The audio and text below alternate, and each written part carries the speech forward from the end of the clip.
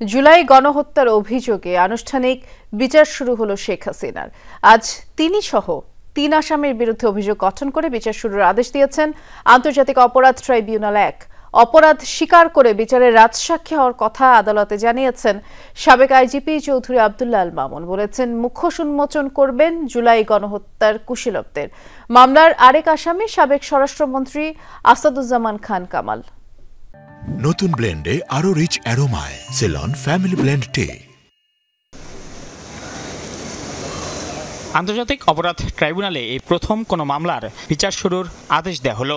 এদিন এজলাস ছিল বিচার সংশ্লিষ্ট ও গণমাধ্যম কর্মীদের দিয়ে পূর্ণ। জুলাই আন্দোলন ও গণঅভ্যুত্থানের সময় গণহত্যা ও মানবতা বিরোধী অপরাধের মামলায় ক্ষমতাচ্যুত সাবেক প্রধানমন্ত্রী শেখ হাসিনা, সাবেক স্বরাষ্ট্রমন্ত্রী আসাদুজ্জামান খান কামাল ও সাবেক আইজিপি চৌধুরী আব্দুল্লাহ আল মামুনের বিরুদ্ধে বেলা ১২টার দিকে আদেশ পড়া শুরু করেন বিচারপতিরা। একে একে তাদের অভিযোগগুলো উল্লেখ করা হয়। এক পর্যায়ে ট্রাইব্যুনালের বিচারপতি মহিদুল হক এনাম চৌধুরী সাবেক আইজিপিকে জিজ্ঞাসা করেন তিনি অভিযোগ স্বীকার করছেন কিনা। তখন নিজের অভিযোগ স্বীকার করে রাজসাক্ষী হওয়ার আবেদন করেন চৌধুরী আব্দুল্লাহ মামুন।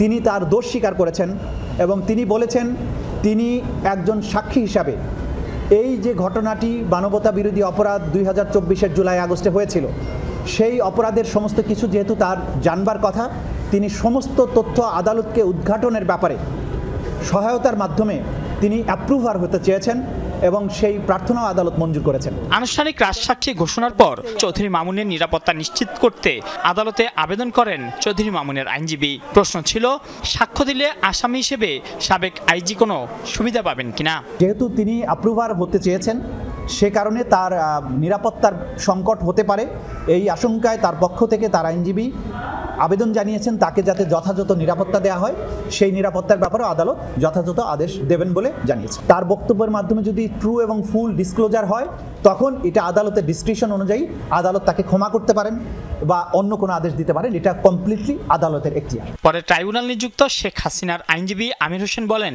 আইনি লড়াই চালিয়ে যাবেন তিনি। আমি ডিসচার্জের প্রেয়ারে যে সমস্ত বক্তব্য দিয়েছি সেগুলি পরবর্তীতে বিচারের ক্ষেত্রে সাক্ষ্য প্রমাণ শেষে যদি এটাকে গ্রহণযোগ্য মনে হয় তখন সেটা কোনো আর বিবেচনা করবে। এই মামলার সূচনা বক্তব্যের জন্য ৩ আগস্ট ও সাক্ষ্য গ্রহণের জন্য ৪ আগস্ট দিন নির্ধারণ করেছেন বিশেষ ট্রাইব্যুনাল। হত্যা মামলায় গত বছরের নভেম্বরে নিম্ন আদালতেও ১৬৪ ধারায় জবানবন্দি দিয়েছিলেন চৌধুরী মামুন। আন্তর্জাতিক অপরাধ ট্রাইব্যুনালে এটি একটি নজিরবিহীন ঘটনা। প্রথম কোনো মামলায় রাজসাক্ষী হলেন সাবেক পুলিশ প্রধান। এখন সাক্ষী হিসেবে তিনি কি রহস্য উন্মোচন করবেন, এটি এখন দেখার বিষয়। মাইনুল মারুফ, যমুনা নিউজ, ঢাকা।